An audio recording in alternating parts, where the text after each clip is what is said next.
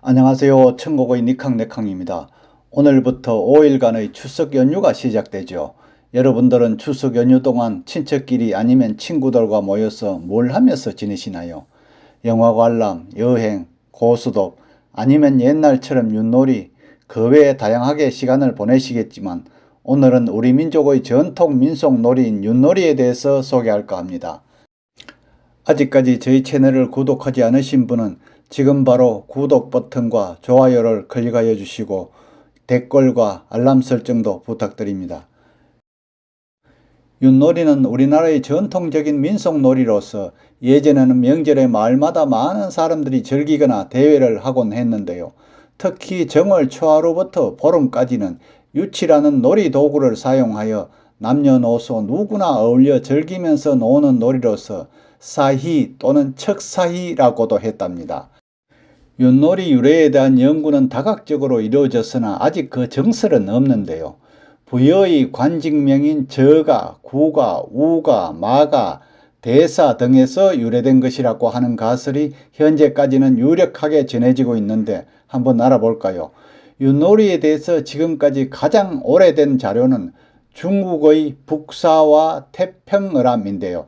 이 책에서 부여의 저포, 악삭 등의 자피가 소개되어 있답니다. 따라서 백제, 고구려, 신라에서도 윷놀이가 전승되었을 것으로 추측되므로 윷놀이의 기원은 삼국시대 이전으로 소급될 수 있다고 볼 수 있죠. 고려말 목은집에서 이색은 저포를 셋이 풍속이라 하고 현재의 유판과 같은 것으로 윷말을 써가며 저포놀이를 하는데 변화가 무궁하고 강약을 가릴 수 없는 이변도 생겨서 턱이 떨어질 지경으로 우습다고 하였다네요. 또 남녀노소가 어울려 윷놀이를 하는 광경을 그린 시도 있었답니다. 이와 같이 윷놀이는 삼국시대 이전부터 널리 전승되었고 고려말 이전에도 현행 유판과 같은 것이 쓰이면서 시에 등장할 정도로 성행하였고요. 나아가서 조선조에는 학자들의 연구 대상이 될 정도로 크게 성행하였음을 알 수 있습니다. 윷놀이는 윷과 윷판, 윷말만 있으면 어디서나 놓을 수 있는데요. 이 간단한 도구가 준비되면 편을 갈라서 윷을 던져 나온 윷패에 따라 윷말을 써서 먼저 4동이 나면 승리하는데요.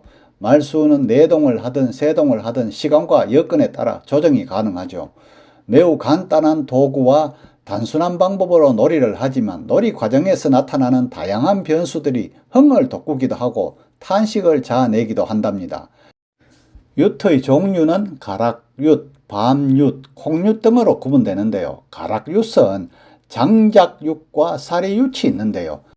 장작윷은 길이 20cm 정도, 직경 3 내지 5cm 정도의 소나무 2개를 쪼개어 만들고 사리윷은 길이 10cm, 직경 2cm 정도의 사리나무를 쪼개어 만든답니다. 가락윷은 대체로 중부지방에서 많이 가지고 놀고요. 밤윷은 굵기가 새끼손가락 정도, 길이는 3cm 정도로 되는 윷을 종지에 담아서 손으로 움켜쥐고 흔들어서 바닥에 붙는 식으로 논답니다. 주로 경상도 등의 남부지방에서 많이 노는데요. 콩윷이나 팥윷은 콩이나 파다를 절반을 쪼개어 만든 윷으로 주로 북부지방에서 많이 논답니다.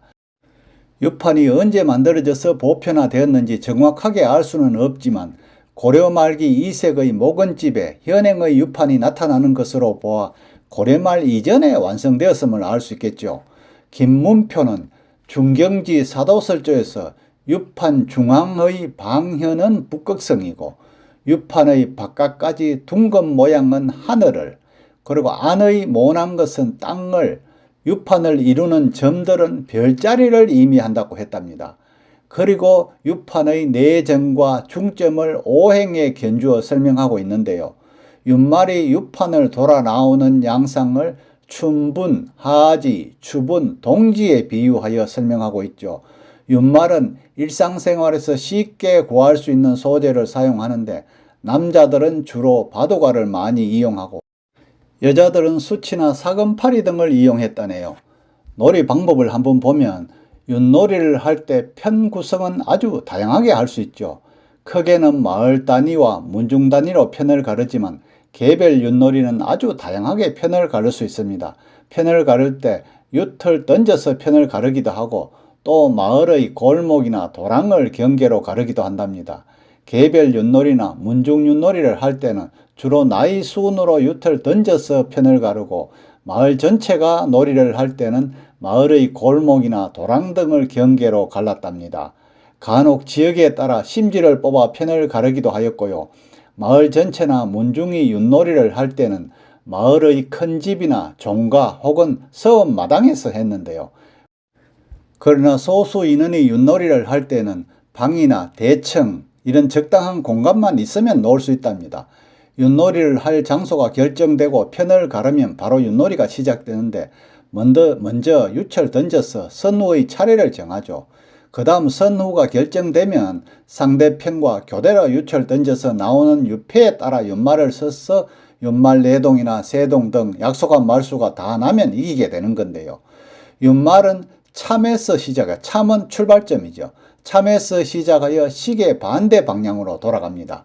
놀이꾼이 윷을 던져서 나온 윷패에 따라 윷말을 쓰는데 윷말이 전진하다가 자기 편이나 상대편의 윷말을 지나쳐 갈 수 있는데요. 만약 자기 편의 윷말이 있는 지점에 도착하면 두 윷말은 묶어서 한꺼번에 나아간답니다. 그리고 또 윷말이 상대편 윷말이 있는 곳에 도달하면 그 윷말을 잡으며 윷을 한 번 더 던지는데요. 그러나 참에 있는 윷말을 잡았을 때는 한 번 더 던질 기회를 주지 않는답니다. 이와 같이 윷판에 윷말을 쓰는데 다양한 규칙이 있어서 승부에도 영향을 미치는데요. 오늘날에는 그걸 재밌게 하기 위해서 디또나 자동임신, 퐁당 등의 변이 요소가 새로이 등장해서 승부에 더 큰 변수가 생겨서 훨씬 더 재미를 유발시킨다고 합니다. 윷패는 4개의 윷을 던져서 엎어지고 젖혀진 상황에 따라 도, 개, 걸, 윷, 모로 결정되는데요.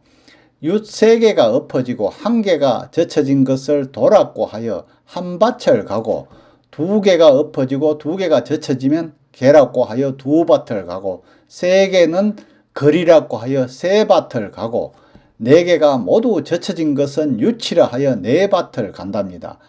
4개가 모두 엎어진 것은 모라고 하여 5밭을 갑니다. 윷과 모를 했을 때는 살이라고 하여 한 번 더 던지는 건 다 아시죠? 윷패에 따라 밭수를 이렇게 계산하는 근거는 동물의 걸음걸이에서 찾는데요. 도는 돼지, 개는 말 그대로 개, 걸은 양, 윷은 소, 모는 말을 상징하고 있답니다. 즉 가축의 크기와 빠르기에 따라 윷표의 밭수와 윷말의 움직임이 결정된다네요. 윷놀이는 정월의 마을 축제로서 남녀노소 누구나 신명으로 놀이를 하는데요. 윷놀이는 재미로도 하지만 농경사회에서 풍년농사를 기원하는 소망이 담겨있죠. 윷판은 농토이고 윷말은 놀이꾼이 윷을 던져서 나온 윷패에 따라 움직이는 계절의 변화를 상징하여 풍년을 가져오는 것으로 여겼답니다. 윷놀이가 다른 놀이에 비해 승부의 재미가 특히 큰 것은 이 놀이가 가지는 우연성의 원리와 윷말을 서는 원리 때문이랍니다. 또한 윷말을 서는 원리도 정해진 규칙에 따르면서 윷패에 의해서 움직이기 때문에 서로 잡고 잡히면서 승부를 겨루죠. 여기에서 무궁무진한 변화가 따르므로 놀이꾼과 응원꾼은 흥분과 탄식이 교차되는 가운데 놀이에 몰입하여 무아지경에 이르게 되죠. 이처럼 윷놀이는 윷표의 우연성과 윷말서기의 합리성이 윷판이란 한정된 공간에서 서로 작용하여 다양한 변수 속에서 승부를 가리기 때문에 독특한 재미가 있답니다. 이러한 재미는 승부와 직결되기 때문에 마지막 윷말이 갈 때 그 절정에 이른답니다. 우리나라의 민속놀이 중에 집단놀이는 주로 지역이나 마을에 의해서 전성되고 있지만 많이 퇴색되어 가는 게 참 안타깝죠. 마을 단위로 전성되는 집단놀이는 마을 주민이 참여하여 마을의 안녕과 풍년농사를 기원함으로써 마을 공동체가 통합하게 되는데요. 윷놀이는 지역 공동체와 혈연 공동체를 통합시키는 역할도 한답니다. 우리 선조들은 윷판을 농토로 삼고 윷놀이를 통해 윷말을 돌려 계절을 변화시키면서 항구적인 풍년 농사를 기원했는데요. 다시 말해서 이렇게 윷놀이를 하면 풍년이 든다고 믿었기 때문이랍니다. 윷놀이는 윷과 윷판, 윷말을 이용하여 노는 흥겨운 놀이기도 하지만 윷을 가지고 하는 윷점도 있는데요. 동국 세시기 제석조와 경도 잡지 원일조에도 새해 길흉이나 농사에 대해서 점을 치곤 했다는 기록이 있답니다. 윷놀이는 오랜 세월 동안 전승되면서 여러 가지의 변화가 일어났는데 그 중의 하나가 유표의 변화죠. 유표는 독에 걸 유토로 일컬어지는 사진법 놀이에서 독에 걸 윷모로 일컬어지는 오진법 놀이로 바뀌었답니다. 그러나 지금은 뒷도가 하나 더 생겨나서 육진법 놀이로 변화되고 있죠.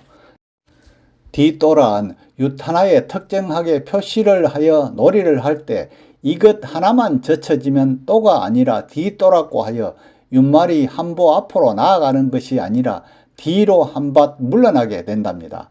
따라서 유패가 하나 더 생겨나고 윷말이 후진함으로 해서 많은 변수가 초래되어 더욱더 흥미를 자아내고 있죠.